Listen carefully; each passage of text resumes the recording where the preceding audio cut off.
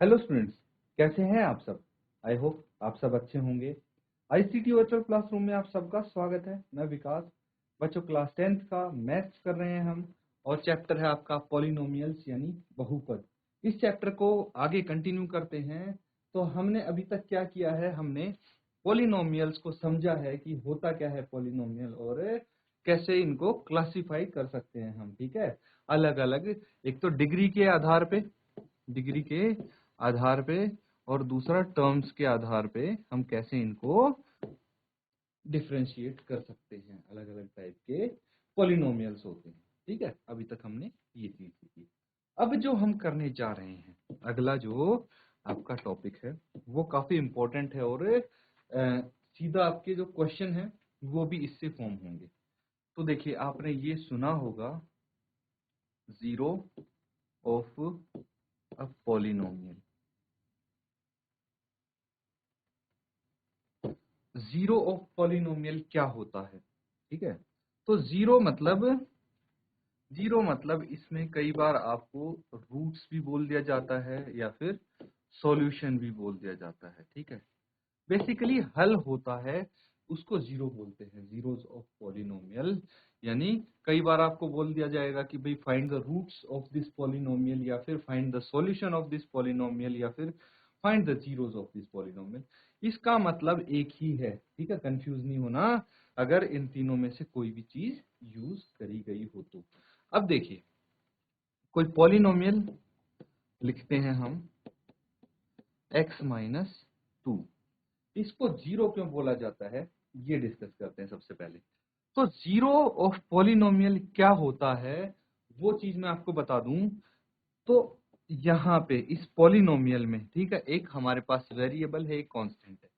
ठीक है, तो जो वेरिएबल है उसकी हम कोई ऐसी वैल्यू रखें कि ये पूरा पॉलिनोमियल ही जीरो हो जाए, तो उसको हम जीरो ऑफ पॉलिनोमियल बोलते हैं। ठीक है, फॉर एग्जांपल, अगर मैं यहाँ पे वैल्यू रखता हूं 2, एक्स की जगह 2 रख दें तो क्या होगा, 2 माइनस 2, ये आ गया 0।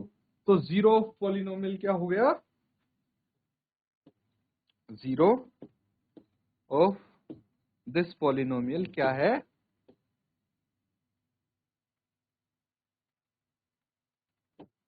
इस 2। इस पॉलिनोमियल का जीरो 2 है। ठीक है, अगर हमारे पास एक पॉलिनोमियल होता x प्लस 2, तो इसका जीरो क्या होगा, बताइए, इसका जीरो क्या होगा। तो हमें x की जगह ऐसी वैल्यू रखनी है कि ये पॉलिनोमियल जीरो हो जाए। तो यहाँ पे -2 होगा इसका जीरो। इस तरह से और कोई पॉलिनोमियल होगा तो उसको हम अलग तरीके से, अलग जीरो होगा उसका। तो इस तरह से जीरो आपको पता होना चाहिए। ठीक है बच्चों, तो इसको नोट डाउन करें।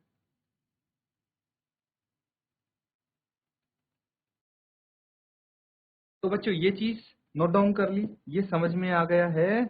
तो देखिए, एक पॉइंट मैं यहाँ पे आपको बता दूं, यहाँ पे मैं इसको स्पेस बना देता हूँ थोड़ा।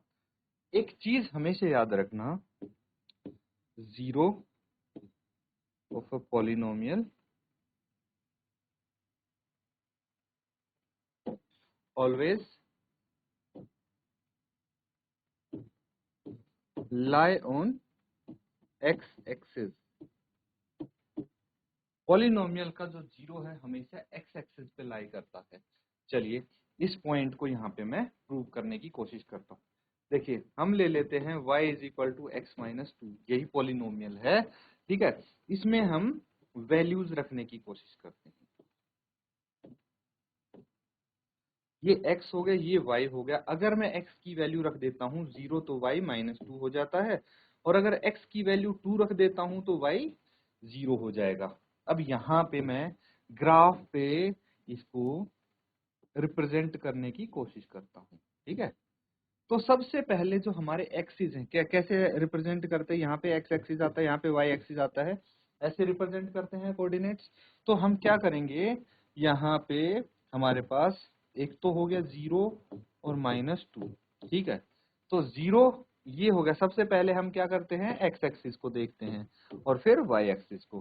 तो जो x एक्सिस है वो तो 0 है और जो y एक्सिस है वो -2 है। ये मान लो -1 हो गया, ये -2 हो गया। तो यहाँ पे कहीं बनेगा क्या, 0 -2। ठीक है। उसके बाद दूसरा हमारे पास है 2 एंड 0। तो इस बार x एक्सिस पे कितना है, ये 1 है, ये 2 है। तो x एक्सिस पे यहाँ पे है और y क्या है, 0 है। तो 2 0 हमें यहाँ पे मिला कुछ। तो इस तरह से आप लाइन ड्रॉ करेंगे और देखिए यहाँ पे मैं ये बताना चाहता हूँ कि ये जो 0 है ये इसका x एक्सिस पे लाई करता है।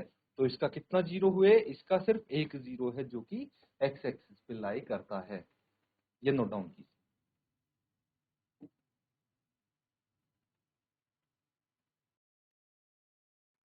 ये नोट डाउन कर लिया। अब देखिए हमारे पास कौन से पॉलिनोमियल होते हैं। एक तो होता है लीनियर, एक होता है क्वाड्रेटिक, क्यूबिक। मतलब कैसे पता लगता है, लीनियर में हाईएस्ट पावर वेरिएबल की 1 होगी, इसमें 2, इसमें 3 हाईएस्ट पावर्स होंगी, है ना। तो इससे पता लगता है। अब अगर जीरोस की बात करें, जीरोस की बात करें तो जो हमारे पास लीनियर होता है, लीनियर वेरिएबल होता है, उसकी मैक्सिमम 1 0 हो सकती है। ठीक है, या तो 1 या 0। तो मैक्सिमम उसकी जो 0 हो सकती है वो 1 हो सकती है। कैसे,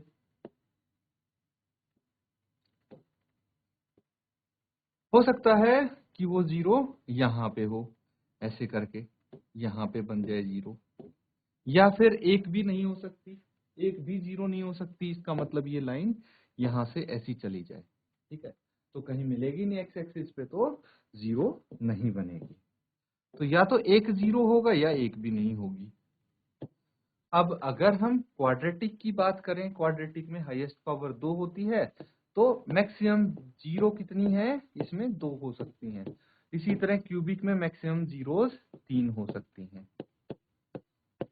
2 भी हो सकती हैं, एक भी, 0 भी। तो अगर क्वाड्रेटिक की बात करें तो मैक्सिमम 0 2, एक 0 यहाँ पे आ गई, एक 0 यहाँ पे आ गई। अगर क्यूबिक की बात करें मैक्सिमम 3 0 यहाँ पे हो सकती हैं। ठीक है, अगर पावर 4 हो तो भाई 4 0 भी हो सकती है मैक्सिमम। तो इस तरह से आपको देखते ही पता लग जाएगा कि भाई कौन सी पॉलिनोमियल है, क्वाड्रेटिक पॉलिनोमियल है या क्यूबिक पॉलिनोमियल है। और उससे आपको ये भी अंदाजा हो जाएगा कि इसकी मैक्सिमम कितनी जीरोस हो सकती हैं। ठीक है, इसको भी नोट डाउन कर लीजिए। इसके बाद हम एक्सरसाइज करने को रेडी हैं और 2.1 एक्सरसाइज हम स्टार्ट करेंगे। चलिए इसको जल्दी से नोट डाउन।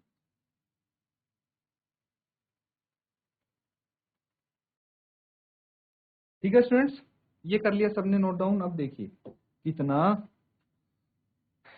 छोटा सा क्वेश्चन है और कितनी जल्दी आप इसको कर पाएंगे। बोला क्या गया है, the graphs of y is equal to p x are given in the following figure. For some polynomials p x find the number of zeros of p x in each case. तो polynomial के कितने zeros हैं वो आपको बताना है। यहाँ पे ग्राफ दिया है आपको, ठीक है, ग्राफ दिया है।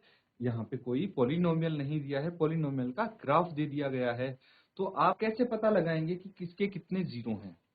देखिए मैंने बताया आपको कि जितनी बार एक्स एक्सिस को ये लाइन कट करेगी भाई उतने ही जीरो होंगे। तो यहाँ पे हम बोल सकते हैं कि number of zeros is 0।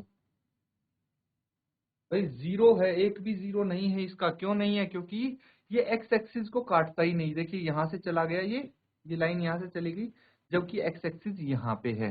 Because line या फिर polynomial does not cut at x axis. ठीक है, आप ये लिख सकते हैं। इस तरह से अब दूसरे वाले में देखिए इसकी कितनी जीरोज हैं। ये है आपका पॉलिनोमियल का ग्राफ। ठीक है, ग्राफ है। तो यहाँ पे मुझे एक्स एक्सिस सिर्फ एक पॉइंट पे कटता हुआ नजर आ रहा है। क्योंकि यहाँ पे जो है ये y एक्सिस है, तो इसको हम काउंट नहीं करेंगे, हम सिर्फ x एक्सिस को देखेंगे। तो यहाँ पे नंबर ऑफ जीरोस 1 हो गया। इसी तरह से यहाँ पे देखिए, एक तो यहाँ पे कट किया गया है x एक्सिस को, एक यहाँ पे और एक यहाँ पे, तो नंबर ऑफ जीरोस 3 हो गए, है कि नहीं। तो इस तरह से नंबर ऑफ जीरोस आप बता सकते हैं हर एक केस में। इसको नोट डाउन कर लीजिए बच्चों।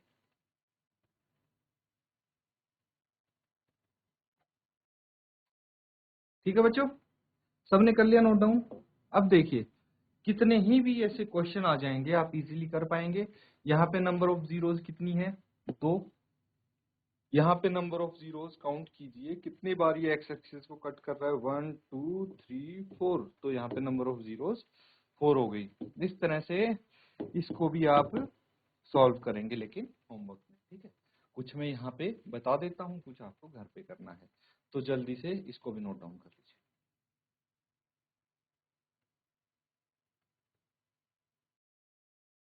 ठीक है बच्चों, ये कर लिया नोट डाउन। तो अगला टॉपिक हम करेंगे, अगला टॉपिक है आपका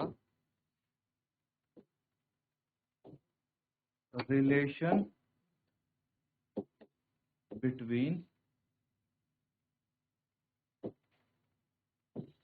zeros and coefficient, relation between zeros and coefficient of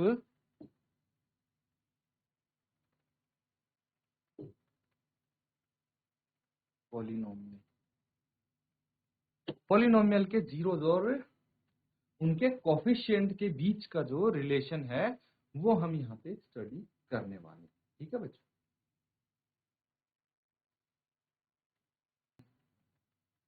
तो क्लियर है। अब देखिए, इसको हम हिंदी में क्या लिख सकते हैं, हिंदी में भी आप लिख लीजिए कि भाई शून्य को और किसी बहुपद के शून्य को और गुणांकों में क्या संबंध हम करेंगे। ठीक है, ये इनको क्या बोलते हैं, इनको बोलते हैं गुणांक। ठीक है, गुणांक बोलेंगे, और जीरोज यानी शून्य। ठीक है, शून्य को और गुणांकों के बीच में संबंध हम करेंगे। तो मान लीजिए, if alpha and beta are the zeros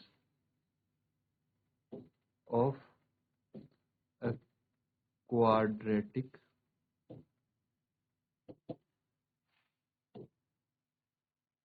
polynomial ax square plus bx plus c। ये मान लीजिए क्वाड्रेटिक पॉलिनोमियल है और इसके अल्फा और बीटा दो जीरोज हैं, दो शून्य हैं। ठीक है, तो आपको कोफिशिएंट और जीरोज के बीच का रिलेशन बताना है। कोफिशिएंट क्या हो गया, जैसे यहाँ पे एक्स स्क्वायर का कोफिशिएंट ए हो गया, यहाँ पे बी हो गया एक्स का कोफिशिएंट। कोफिशिएंट समझ गए। अब देखिए रिलेशन कैसे बताएंगे, अगर हम इनका सम करते हैं। ठीक है, हम बात करते हैं सम की, सम, ठीक है, of zeros. Sum of zeros करेंगे अल्फा प्लस बीटा, तो क्या करेंगे हम, minus b by a, minus b by a. और अगर हम प्रोडक्ट करेंगे, प्रोडक्ट ऑफ जीरोज, तो अल्फा इंटू बीटा ये क्या हो जाएगा, सी बाय ए। इस तरह से हम कर सकते हैं, क्या करेंगे, सी बाय ए। काफी इंपॉर्टेंट है बच्चों, इसको अच्छे से आप नोट डाउन करेंगे। ये क्या है, ये कोफिशिएंट है बच्चों, क्या है ये कोफिशिएंट, मैं लिख देता हूं माइनस कोफिशिएंट, कोफिशिएंट ऑफ, किसका कोफिशिएंट है, ये है बच्चों, देखिए यहाँ पे b है ना, तो x का कोफिशिएंट है। ठीक है, अपॉन नीचे क्या है, एक्स स्क्वायर का coefficient, coefficient of x square, और यहां पे क्या है, कांस्टेंट है एक, तो ये c है कांस्टेंट, ठीक है, upon coefficient of x square. तो ये इसका रिलेशन है बच्चों जीरोस का। अगर हम सम करते हैं तो हम लिखेंगे एक्स स्क्वायर का एक्स का कोफिशिएंट माइनस एक्स का कोफिशिएंट अपॉन एक्स स्क्वायर का कोफिशिएंट, और यहाँ पे अगर प्रोडक्ट करते हैं तो हम कांस्टेंट अपॉन एक्स स्क्वायर का कोफिशिएंट लिखेंगे। हमेशा ऐसे ही आप करेंगे तो आपका ये रिलेशन प्रूव होता। मतलब अगर दो जीरोस का हम सम कर देते हैं, दोनों जीरोस का सम कर देते हैं तो वो इसके इक्वल आएगा, और अगर प्रोडक्ट कर देते हैं तो वो इनके इक्वल आएगा। नोट डाउन कर लीजिए इसको।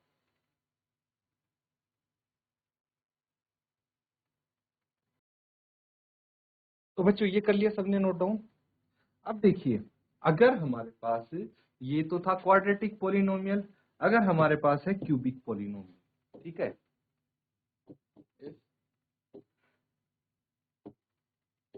Alpha beta and gamma are the zeros of a cubic polynomial,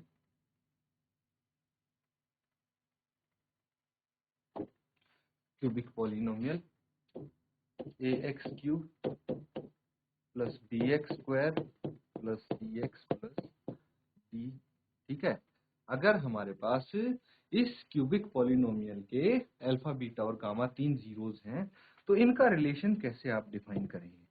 तो इनका रिलेशन कुछ इस प्रकार से होगा, alpha plus beta plus gamma, अगर तीनों का हम सम करते हैं तो माइनस बी बाय ए, ठीक है, एक्स क्यूब एक्स स्क्वायर का कोफिशिएंट का माइनस लेंगे अपॉन एक्स क्यूब का कोफिशिएंट। अगर हमारे पास है alpha into beta plus beta into gamma plus gamma into alpha, तो हो जाएगा सी बाय ए। और अगर है alpha into beta into gamma, तो आप लिखेंगे माइनस डी बाय, ठीक है।